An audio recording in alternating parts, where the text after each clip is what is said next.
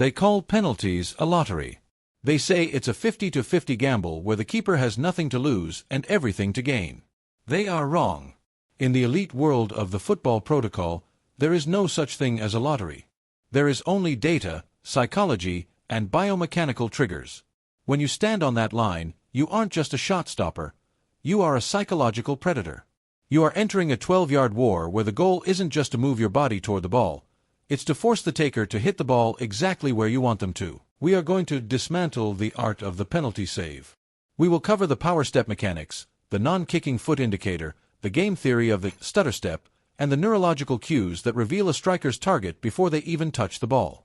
This is how you stop guessing and start dominating. The save starts the moment the referee blows the whistle for the foul. From that second, you must control the environment. Most keepers wait on the line. Elite keepers dominate the box. You must understand the law of visual space. By moving, jumping, or even subtly standing 6 inches to the left of the center, you are subconsciously shrinking the striker's target. This is biased positioning. If you leave a slightly larger gap on the right, the striker's brain, seeking the easy route, is 70% more likely to target that open space. You have already won half the battle because you have predicted their choice by baiting it. Watch the striker as they place the ball. Are they looking at you? Are they looking at the corners? If a striker avoids eye contact, they are often overwhelmed by internal pressure and will revert to their natural side, the crossbody shot. If they stare you down, they are likely trying to read you, meaning they will wait for your first movement. In these 25 minutes, we will learn how to feed them false cues, the art of leaning one way to dive the other. If you wait for the ball to be kicked to react, you are already too late. A professional penalty travels at roughly 70 miles per hour. From 12 yards, that gives you less than 500 milliseconds to react. Human reaction time plus the time it takes to move your body mass makes a pure reaction save nearly impossible. You must read the kinetic chain. The greatest tell in football is the plant foot, the non-kicking foot. 95% of players cannot hide this. As the striker takes their final stride, look at the direction their plant foot is pointing. If the toes are pointed toward the corner, that is where the ball is going. If the foot is open or pointing wide, they are likely wrapping their foot around for a crossbody strike. Furthermore, look at the hips. If the hips stay square to the ball, the shot is almost certainly going across their body. If the hips open up toward the far post, the striker is looking to finesse the ball into the opposite corner. By focusing on these two skeletal indicators, you can start your dive 0.1 seconds before contact. That 0.1 seconds is the difference between a goal and a save. Most amateur keepers dive from a standing start. This is a waste of energy. To reach the top corner, you need explosive plyometric force. You must master the load and launch sequence. As the striker makes their final approach, your weight should be on the balls of your feet, not your heels. You want to execute a tiny pre-jump, a micro-hop that lands just as the striker hits the ball. This loads your muscles like a spring. From here, you execute the power step. If you are diving right, your right foot should stay light while your left foot pushes the ground away. You aren't falling toward the ball. You are pushing the earth away from you. Your hands must lead the way.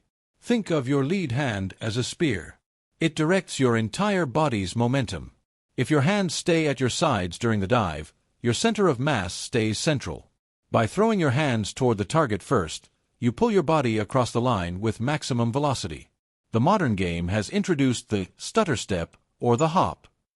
This is designed to make the goalkeeper move first. If you dive early, the striker simply rolls the ball into the empty net. To dominate this, you must apply the statue protocol. Stutter step takers are looking for micro-movement. They are watching your knees. If your knees buckle even an inch, they know which way you are going. Your goal is to remain a statue until the very last millisecond. Force the striker to look at the ball. The moment they drop their head to make contact, that is your green light. In a stutter step penalty, the striker loses all their power because they have neutralized their own momentum. This means you don't need a massive early dive. You can stay central longer and use your reactive agility to parry the ball. Remember, the longer you stay still, the more the pressure shifts back to the striker. They expect you to move. When you don't, they panic. Being a penalty specialist isn't about being lucky. It's about being better prepared than the man standing 12 yards away.